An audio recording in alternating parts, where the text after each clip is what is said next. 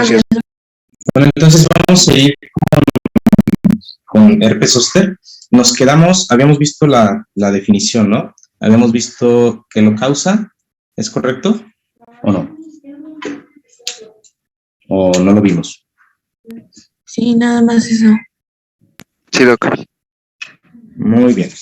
Entonces, excelente. Un segundito para... Pues, ¿cuáles van a ser las condiciones para que un paciente... Buenos días. ¿Cuáles van a ser las condiciones para que un paciente pueda presentar, digamos, cuáles son los factores? O sea, el hacer herpes zóster es un poco más grave, digamos, que hacer en ese aspecto herpes simple, ¿no? Por ejemplo, o sea, ¿cuáles serían las condiciones para que un paciente, pues, lo pueda llegar a hacer? O sea, ¿cuáles son estas como condiciones o como, digamos, factores individuales de cada paciente? Como, ¿qué sería? ¿Podría ser que el paciente esté inmunosuprimido? Ok, entonces siempre que un paciente haga herpes zóster, obviamente dependiendo la demás, tenemos que ir a buscar diabetes. ¿Qué más? Que tenga el inmunocomprometido. Ajá, que esté, por ejemplo, consumiendo algo nos puede estar generando problemas. ¿Qué más? que tenga 60 años o más. La condición, acuérdense que los pacientes mayores también pueden presentar condiciones de inmunosupresión. ¿Qué más?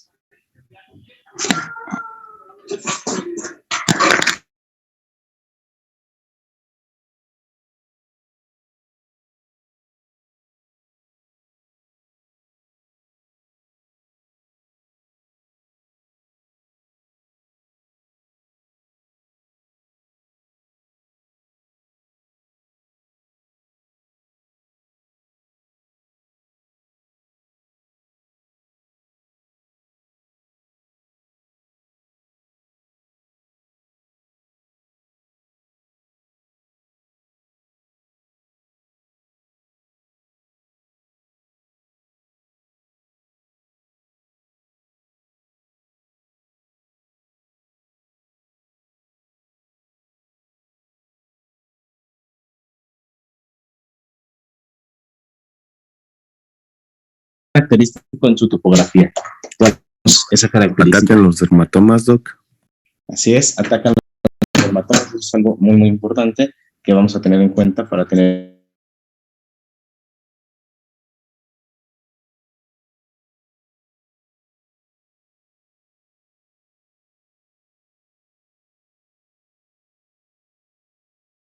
que tiene que ver con la viremia, que tiene que ver con ciertas cositas de la, digamos, replicación viral a nivel de los ganglios, a nivel de la faringe, luego, digamos, que va a nivel de los ganglios. ¿Alguien lo leyó? ¿Alguien sabe cómo va esta, digamos, esta patogenia del virus?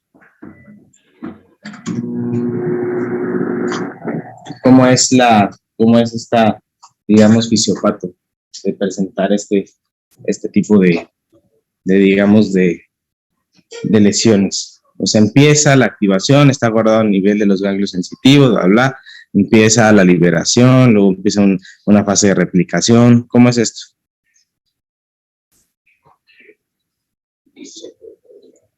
Pues hay una infección, bueno, la infección va a permanecer latente, sin cambios en los ganglios, y ya después de eso,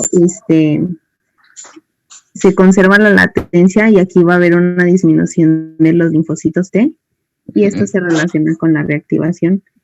Y entonces dice que después al principio va a haber una fase de replicación en esta, se va a producir adenitis y la viremia transitoria, donde va a haber una respuesta inflamatoria aguda y la necrosis neuronal que dan resultado pues a la neural.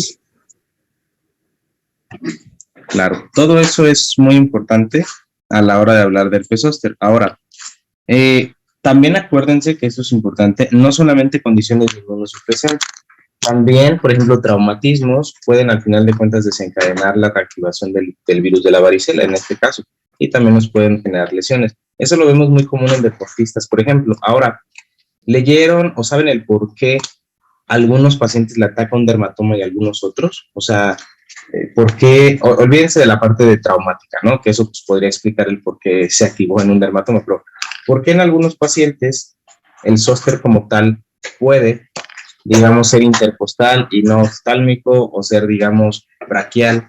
¿Por qué? ¿Saben por qué?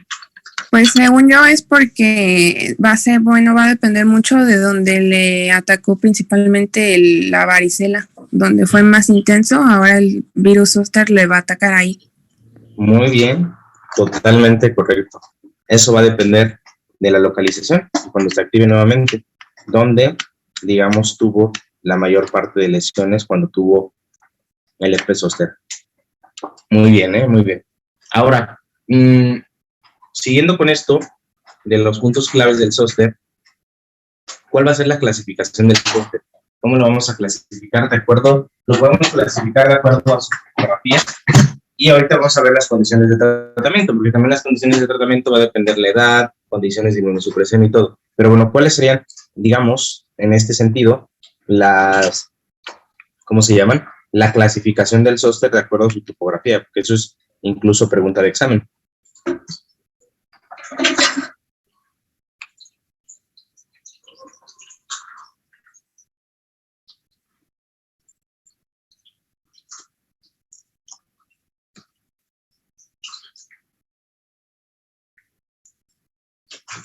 De hecho, en la imagen ustedes están viendo uno. ¿Cuál sería en este caso, por ejemplo,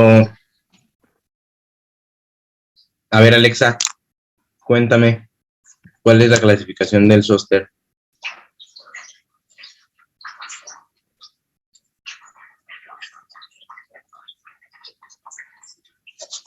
¿No podría dividirse por donde se encuentra la lesión? Por ejemplo, si está en extremidades o si O es... sea, aquí la clasificación que queremos que ustedes se sepan, una de ellas es dónde está, o sea, de acuerdo a la topografía.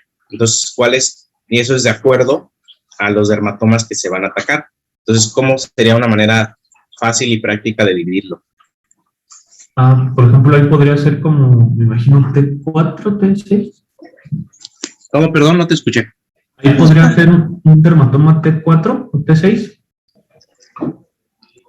A ver, una cosa es donde el herpes zóster va a tener digamos, la topografía más común va a ser casi siempre de T3 a L2, pero ahora, en la clasificación, digamos, topográfica, ¿qué tipos de herpes zóster vamos a tener?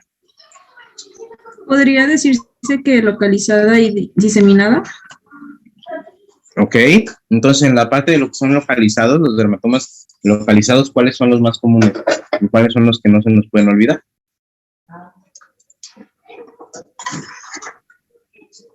Los costales. Intercostal, ok, ¿qué más?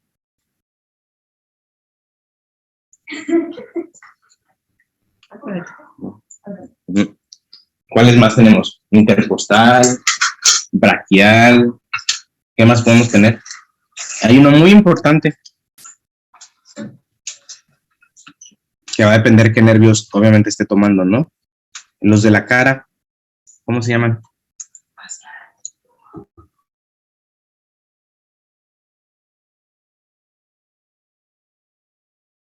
Uno muy importante, que es la rama nasociliar y demás. ¿Cuáles están ahí? Uno muy importante, que tenemos que pedirle ayuda al oftalmólogo. El oftálmico. Ok. ¿Y qué otros más tenemos? ¿No tenemos más? ¿Son los únicos? Pues ahora sí que puede atacar. También hay aórticos. Así es. De hecho, hay un síndrome de Ramsay-Hunt, que ahorita me lo van a decir. Entonces, de acuerdo, la clasificación del zóster que vamos a manejar va a ser de acuerdo a su topografía. Entonces, ¿cuál va a ser, digamos, la evolución natural de la enfermedad? ¿Cuál van a ser, digamos, las etapas clínicas o qué es lo que vamos a ver de manera característica? O sea, ¿cómo ustedes me van a poder distinguir un herpes simple de un herpes zóster? Porque eso es muy importante, porque el tratamiento varía completamente distinto, la dosis del antiviral es completamente diferente, las complicaciones son diferentes, o sea, ¿cómo es que ustedes me van a distinguir? ¿Cómo vamos a hacer esta, digamos, esta diferencia?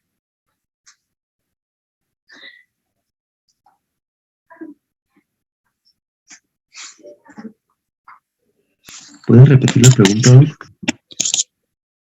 Sí, claro. ¿Cómo vamos a diferenciar clínicamente qué va a caracterizar al herpes zóster y cuáles van a ser las etapas de las lesiones? ¿Cómo va a ser?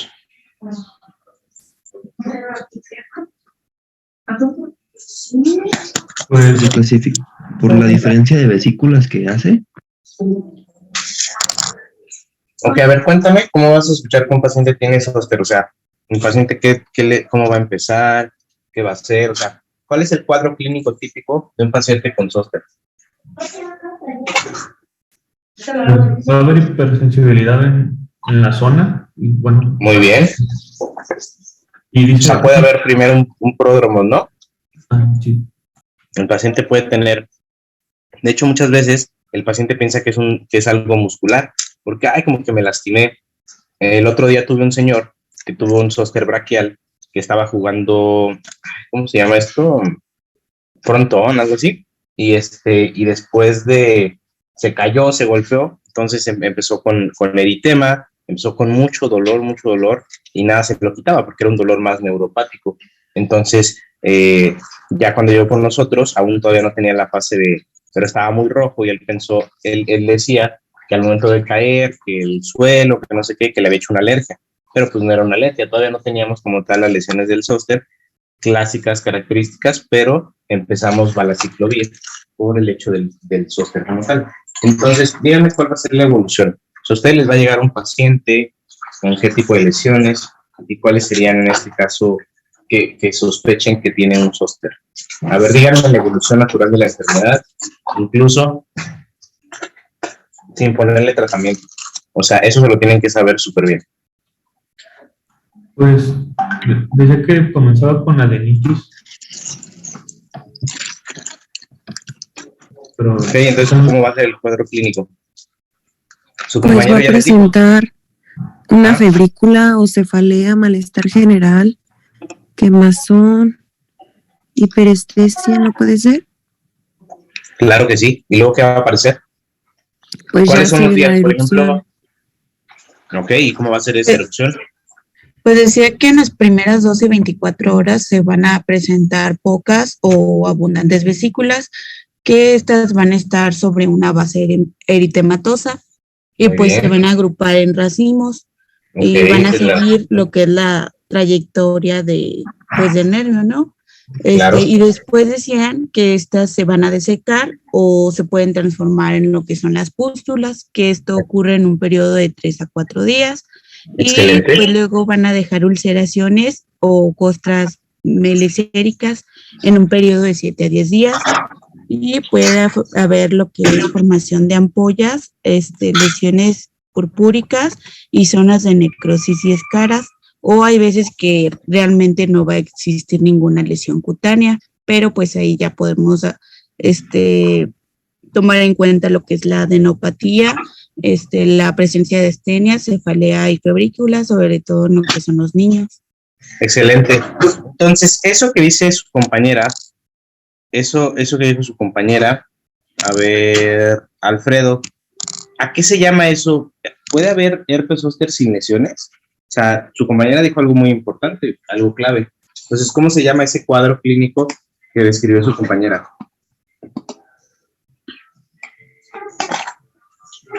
Yo he leído que sí podía haber herpes zóster sin todavía haber causado lesiones, pero era por lo mismo de las etapas que padecía mismo, pero no sé realmente que sea. De hecho, hay un cuadro clínico que se llama así. Dependiendo de donde lo leas, pero puede ser como un herpes zóster sin zóster, o que solamente tiene las molestias, el dolor neuropático y demás, pero no tiene como tal la aparición del cuadro clínico. Entonces eso también es muy importante de saberlo. Entonces, bueno, ¿cuánto va a ser el tiempo de evolución? O sea, el paciente te va a decir, oiga, es que ya me estoy tomando y todavía no se me quitan. ¿Cuánto tiempo es lo que pasa que nos dijo su compañera completo del hecho de que aparecen las vesículas, que se pone rojito y que se van desecando y que se transforman en pústulas, hasta prácticamente ya, también existe el herpes zóster necrótico, ¿no? También se da. ¿Cuánto tiempo es el tiempo que cuánto es el tiempo que transcurre para llegar a, digamos, a la desecación de las lesiones, ya la aparición de costra? ¿Cuánto tiempo? O sea, si el paciente le dice, oiga, obviamente con el antiviral va a durar menos, pero bueno, digamos que sin antiviral, ¿cuánto tiempo es lo normal que dura un herpes zóster en promedio aproximadamente? De 7 a 10 días. De 7 a 10. Ok, incluso puede extenderse más o menos a las 2 semanas, pero bueno, ok. Entonces ya tenemos la clasificación, ya tenemos el tipo digamos, de lesiones, las lesiones elementales que puede presentar un paciente. Ahora, es muy importante ver, por ejemplo, a ver, vamos a escoger a alguien, vamos a ver. A ver, David Medina, por si hay otro David. ¿Qué es el signo de Hutchinson? Cuéntame.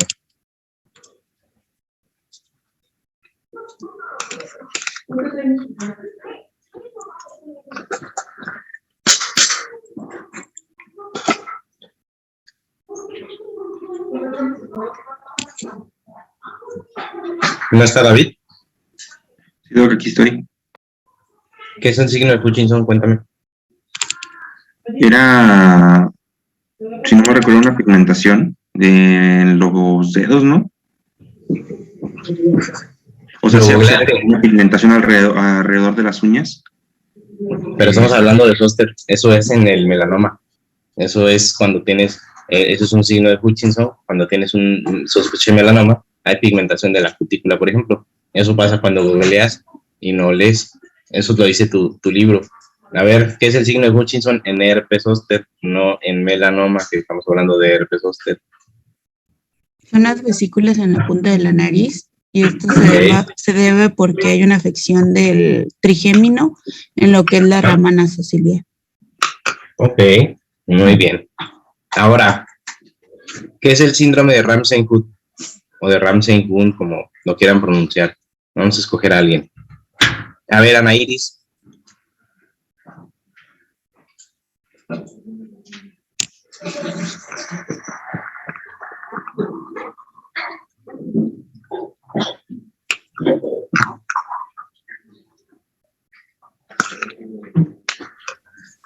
Es una erupción dolorosa que se da alrededor del oído, en la cara o en la boca.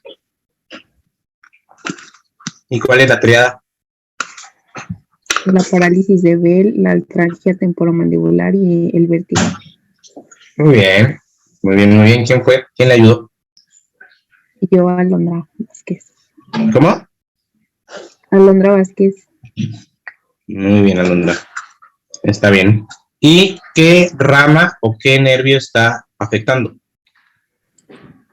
La Geniculado. ¿Y esa a qué pertenece?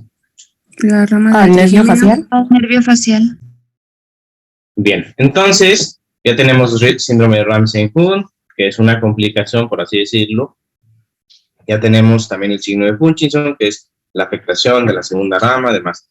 Entonces, ya tenemos ahí las clasificaciones, sabemos que puede ser intercostal, que puede ser, por ejemplo, oftálmico, que puede afectar ¿cómo se llama? La parte del oído, que puede afectar, por ejemplo, toda la rama del facial, que puede afectar, por ejemplo, el braquial, también puede afectar nervios, digamos, en la parte de las partes caudales, también puede aparecer herpes zóster de la cintura para abajo, por ejemplo, también podemos tener todo donde haya dermatomas, digo, no es común, pero puede pasar. Ahora, ¿cuáles son las complicaciones de padecer un zóster? Eso es pregunta de examen. ¿Cuál es la complicación número 1? A ver, Brian, cuéntame, ¿cuál es la complicación número 1? Por eso se da tratamiento principalmente. ¿Cuál es lo que tienes que evitar a toda costa en un paciente con zóster? Cuéntame.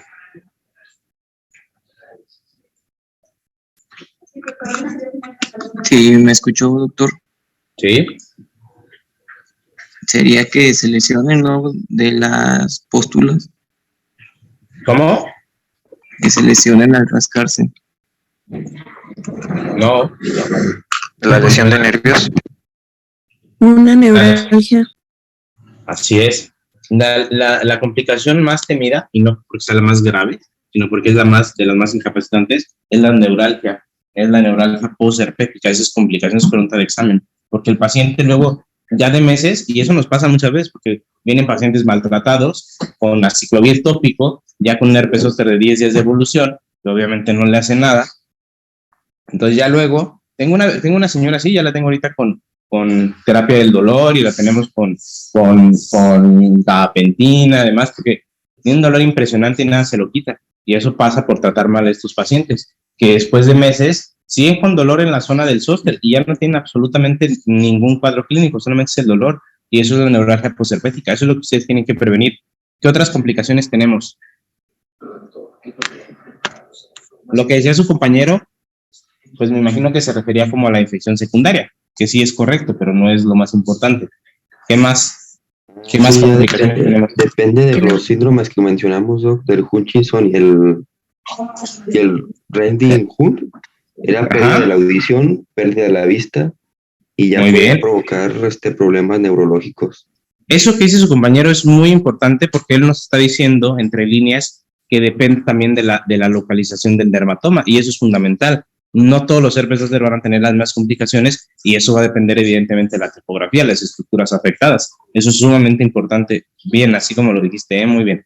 Ahora, ¿qué otra? Por ejemplo, si tenemos ¿cuál es, digamos, si tenemos un zóster a nivel, digamos, intercostal, qué complicación nos puede dar también que ahí incluso lo tenemos que hospitalizar?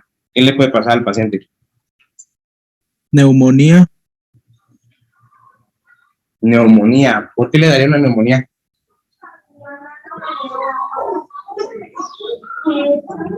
¿No podría ser una infección de piel muy fuerte por lo que se está rascando? Sí, claro, la infección secundaria, pero no, hay otra más. ¿Cuál es? Que tiene que ver con los músculos que están en esa área. ¿Cuál es? Pues se paralizan, ¿no? Parálisis diafragmática, niños. Muy importante.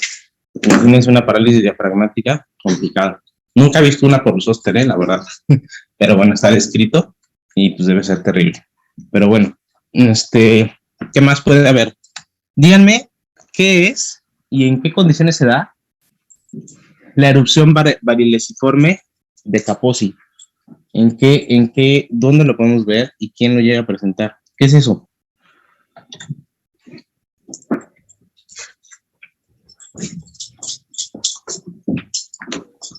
¿La puede repetir la qué? Erupción varoliforme de Kaposi. ¿Qué es eso? ¿Se da en herpes simple o en herpes zóster? ¿Y qué es? Googleenla. Así como lo del Hutchinson. Es por herpes simple. ¿Ok? ¿Y qué nos da? ¿Qué es eso? ¿Herpes simple o herpes zóster? ¿Y qué es? ¿Qué es eso? Porque no lo mencionamos en herpes simple tampoco. Se me olvidó. Me estoy acordando ahorita. Estoy hablando de las complicaciones. ¿Qué es? ¿Qué es eso? Cuéntenme. Suena bien feo, ¿no? ¿Pero qué es? Una infección cutánea viral. Pues sí, estamos hablando de enfermedades cutáneas virales, pero ¿qué es? Es una complicación. Digo, ya tiene la infección. ¿Qué es eso?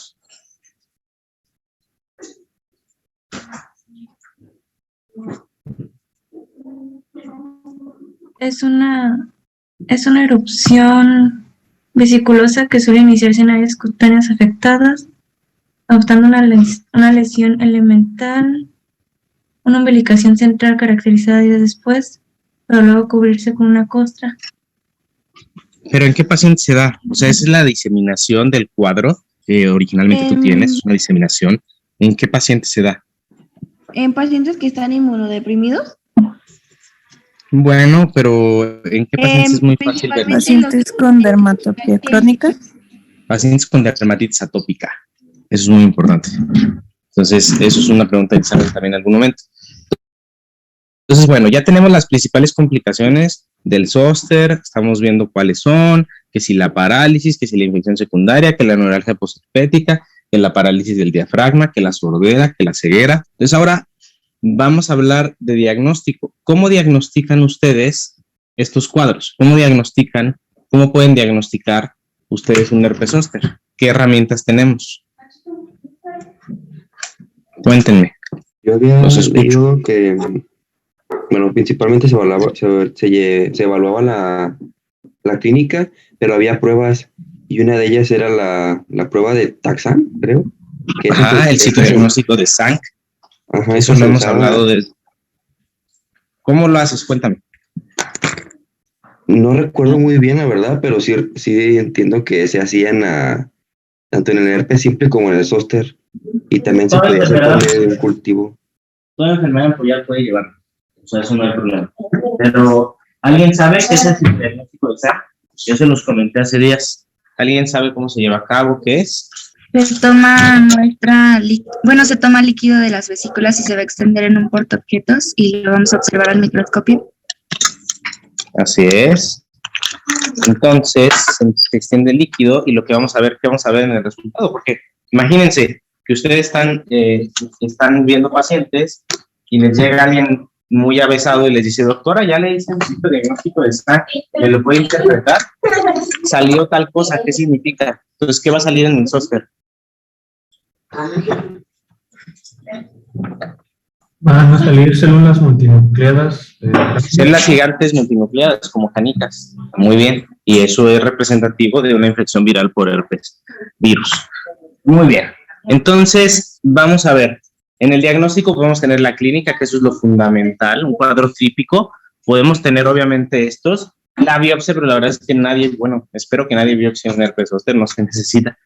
Y pues estas cositas, ¿no? Herramientas. Hay todavía más métodos, si quieren, más avanzados, pero bueno, es muy importante que se tienen que grabar ustedes. Ahora, ¿cómo dividimos el tratamiento? Aquí es importante que se haga local, sistémico, y aparte de eso va a depender de la edad del paciente, de las condiciones de inmunosupresión. Es muy importante que veamos todas esas opciones. Entonces, ¿cómo vamos a dividir el tratamiento del herpes zóster? Cuéntenme. Nacho. ¿Cómo va a ser?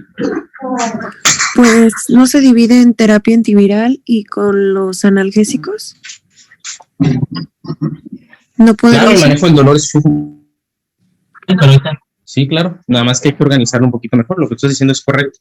Vamos a dividirlo primeramente en qué tipo de pacientes tenemos, porque el tratamiento no va a ser igual. Aunque sinceramente en la clínica, sinceramente la mayoría de los dermatólogos, no conozco a nadie que cuando tienes un herpes zóster, por más poca edad que tenga, demás, tú le pones tratamiento por el riesgo de las complicaciones, porque incluso su libro les puede decir de que no, pues pacientes menores de tal edad, a lo mejor a veces incluso ni los tratas. Trátenlos, niños, siempre trátenlos. Y algo que también les dice, y eso los va a dar la experiencia, no, pues el antiviral solo te sirve las primeras 72 horas. Sin embargo, te puede llegar un paciente a las 96 y de todas maneras el antiviral le sirve porque acorta el tiempo de las lesiones, y aparte hay estudios que aún así, con ese tiempo que ya pasó, se puede llegar a prevenir en un cierto porcentaje la neuralgia postherpética. Entonces, ustedes trátenlo.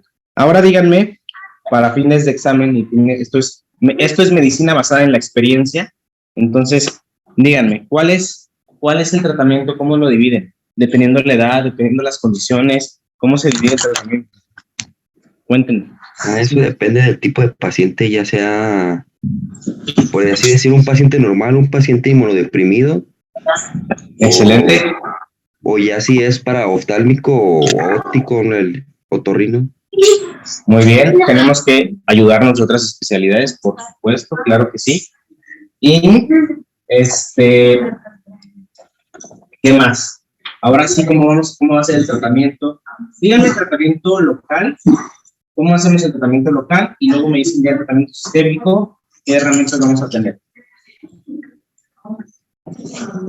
Pues nos mencionaba que íbamos a tener antivirales como el aciclovir, el famciclovir, no recuerdo bien, y estos se daban, uno se daba de 1 gramo y el aciclovir se daban, creo que eran... Pero estamos hablando, dije tratamiento tópico. ¿Cómo hacemos el tratamiento tópico? Ahorita vemos está bien, ahorita nos pasamos al tratamiento sistémico. ¿Cómo hacemos el tratamiento tópico?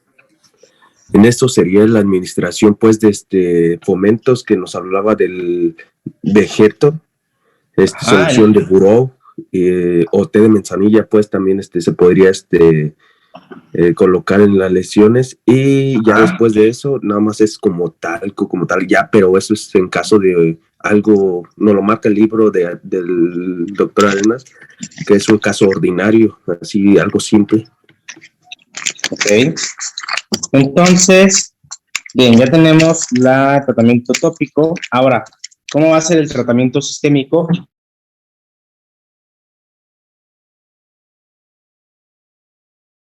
Índice del tratamiento.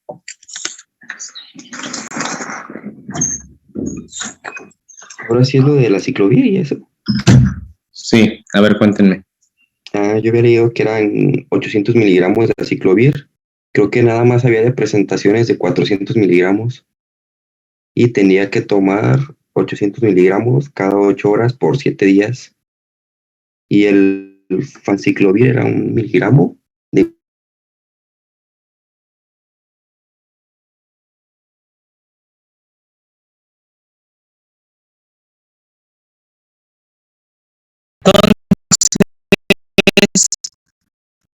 ¿Cómo va a ser ese tratamiento?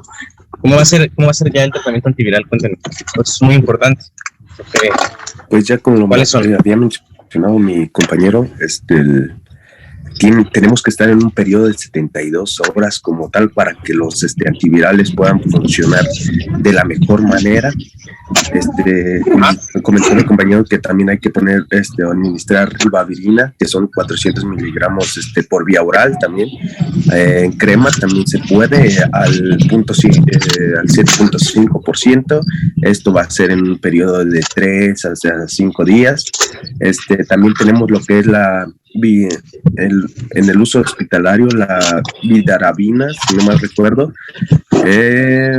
era 10 miligramos por kilogramo, pero tenemos que hospitalizar al paciente, porque esto se va a agregar a una solución de 0.5 que es miligramos sobre mililitro, y cada 4 horas. Bien. Entonces, la dosis estándar de aciclovir, que es lo que más van a tener, yo generalmente uso bala, pero el aciclovir que van a tener generalmente ustedes en su servicio social, en su internado, en su práctica diaria, ya no, porque en su práctica diaria pueden escoger lo que quieran, pero bueno, en instituciones de salud como el servicio social, vamos a tener el aciclovir. Entonces, ese va a ser 800 miligramos 5 veces al día, ¿ok? Esa es la dosis, digamos, estándar, por 7 días aproximadamente, más o menos. Eso es lo que lo vamos a dar. Y también tenemos otras dosis, ¿no? Tenemos, por ejemplo, el valaciclovir, que se puede usar de 500 a 1000 miligramos cada 8 horas, por ejemplo. También tenemos el famciclovir, que viene de 250.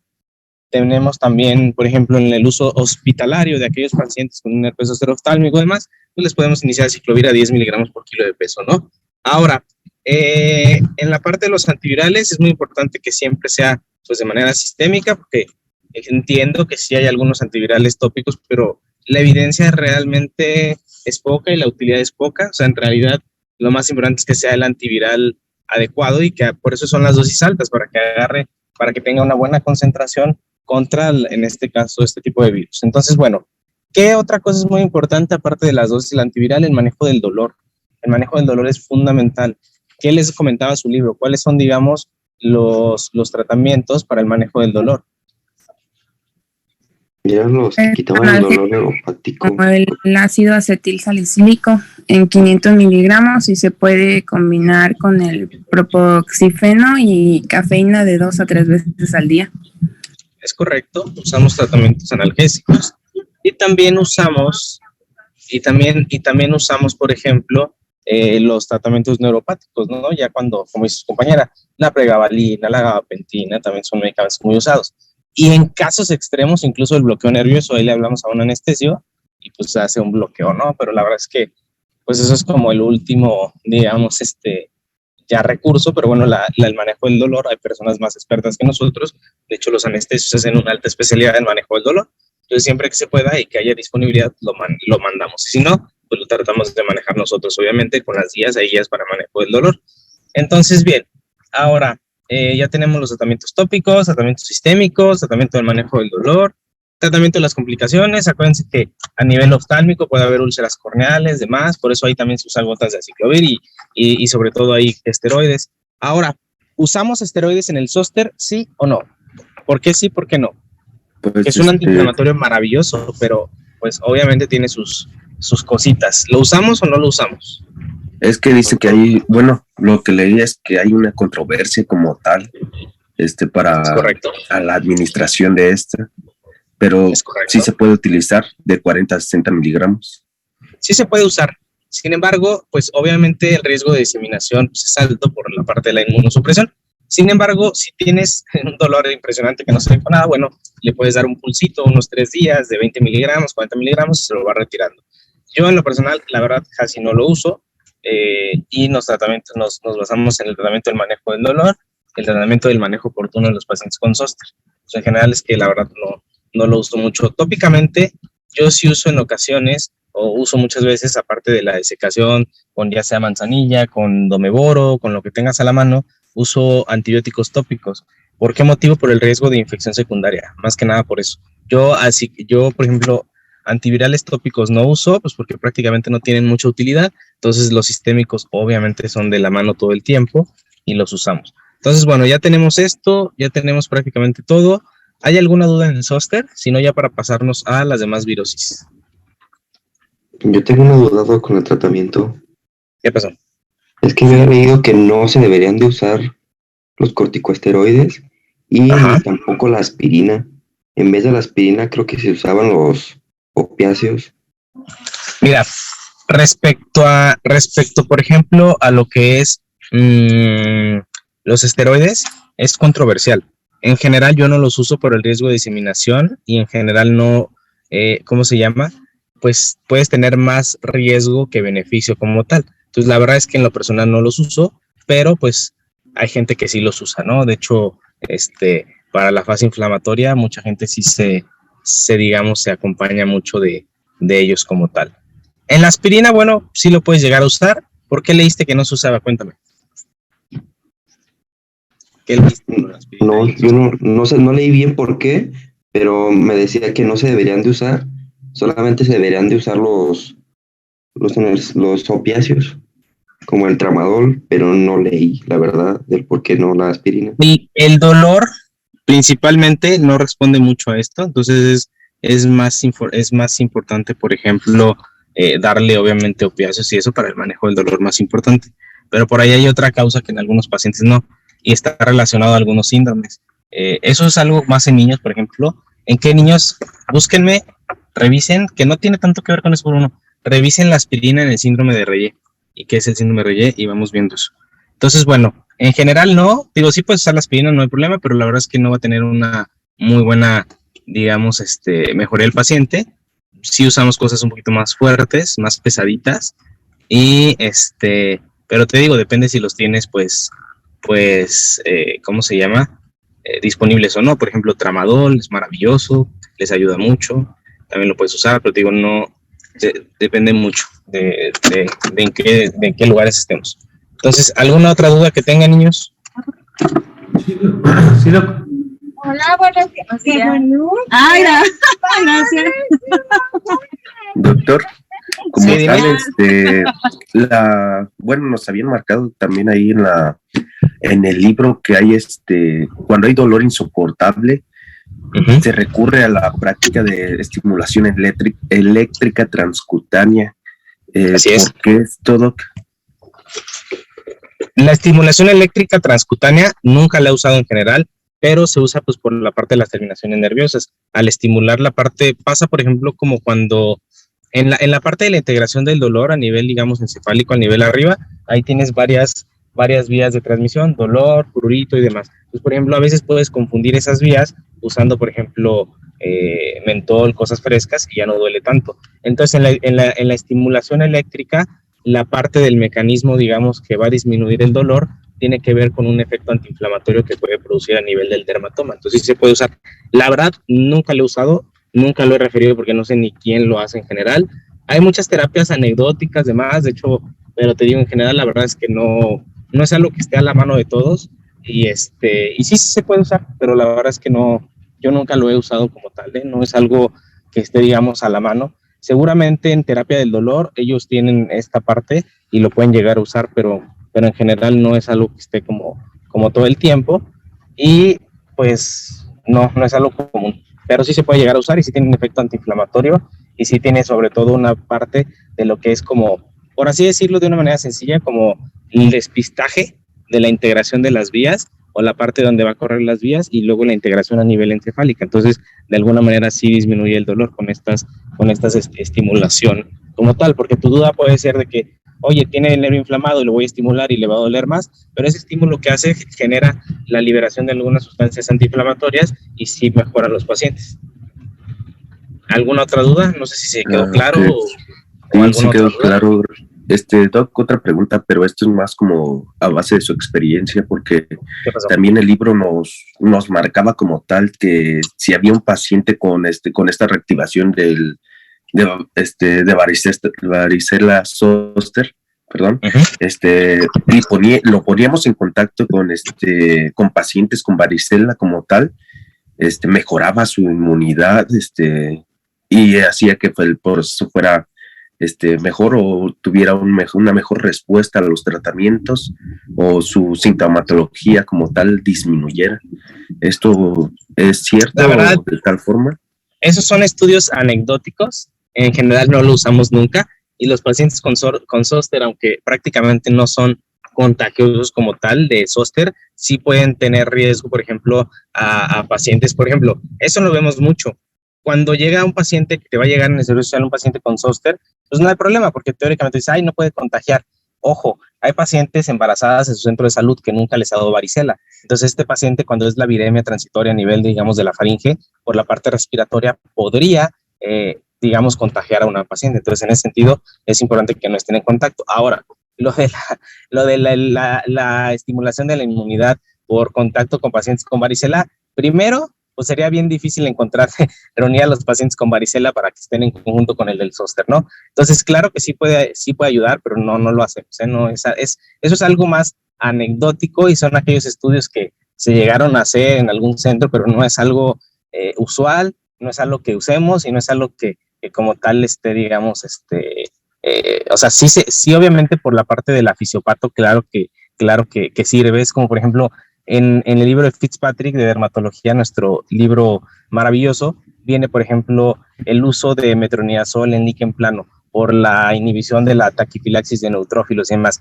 La verdad, en los herpes, en los líquen planos diseminados, yo lo he usado, lo llegué a probar como residente y no sirve, en mi experiencia, no les mejora absolutamente nada.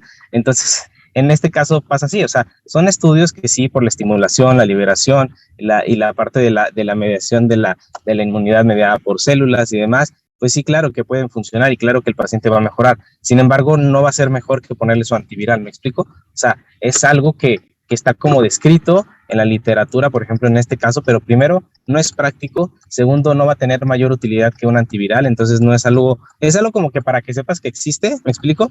Pero no es algo ni siquiera que se pueda poner en práctica, que sea práctico, o que realmente tenga un nivel de evidencia altísimo como tal. O sea, obviamente por la parte de la fisiopato y demás, pues sí tiene su lógica, y no su lógica, sino su evidencia, pero no es algo práctico, no lo hacemos, ¿eh?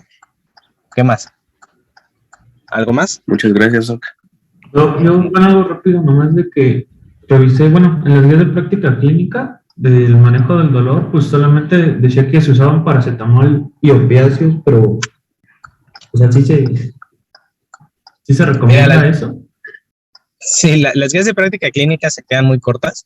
No estoy diciendo mal, de hecho, eso es lo que les van a preguntar en algunos lados, por ejemplo, cuando hagan su Ceneval, esas cosas. pero las guías de práctica clínica están súper desactualizadas, son súper viejas. No estoy criticando a nadie, pero la mayoría de las personas que participan en eso, pues no hay un nivel de evidencia así grandísimo. Entonces, pues mira, dale a un paciente con herpes zóster paracetamol y no se le va a quitar nada. Si se lo combinas con tramadol, pues sí, pero dale el paracetamol y te va a recordar a tu mamá.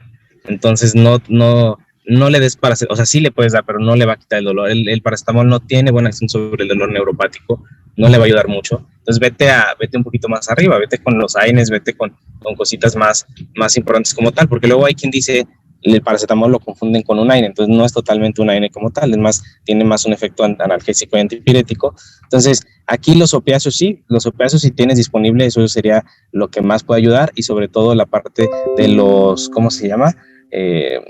Los antineurálgicos, o sea, la parte de gabapentina, pregabalina, que también ayudan mucho. Entonces, mira, las guías de práctica clínica no están mal, pero son muy viejitas, no tienen mucha actualización, entonces la verdad es que las puedes revisar, es bueno, porque de hecho eso te van a preguntar, te digo, en algunas etapas que vas a hacer, pero no, o sea, te digo, no digo que no le puedas dar paracetamol a un paciente, pero no se le va a quitar el dolor con paracetamol. Los herpes zóster, yo creo que nunca han visto uno, gracias a Dios nunca me ha dado uno, pero bueno, me refiero a que los pacientes están molestísimos porque es un dolor terrible.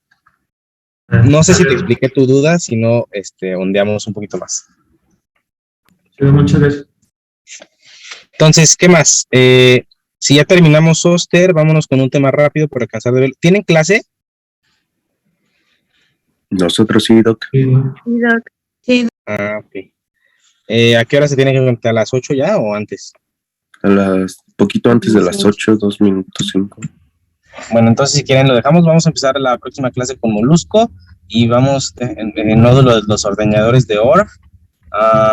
Epidermoplasia verruciforme, que esa la vemos súper rápido, hay que saber nada más el tipo 5 y demás, el BPH tipo 5, y nos vamos súper rápido. Me dijeron, se me olvidó la verdad, me dijo su compañera que no podían ver sus calificaciones en Moodle, ¿verdad? Que no les da la calificación final del examen. No, doctor. Ahorita que esté en mi consulta, me meto a la plataforma y les tomo captura. ¿Les importa que se las mande la de todos? Porque pues, o prefieren ver su individual. Porque digo, entiendo que algunas personas no quieren saber lo que sacaron todos, ¿no? Y eso es respetable. Porque pues puedo hacer un pantallazo, puedo hacer una captura de pantalla súper rápida y ya les puedo mandar como ya ahí ven la de cada quien. Pero pues también les digo, ¿quieren así? ¿Hay problema porque les mando un pantallazo a su jefe de grupo de todos? ¿O prefieren como individual?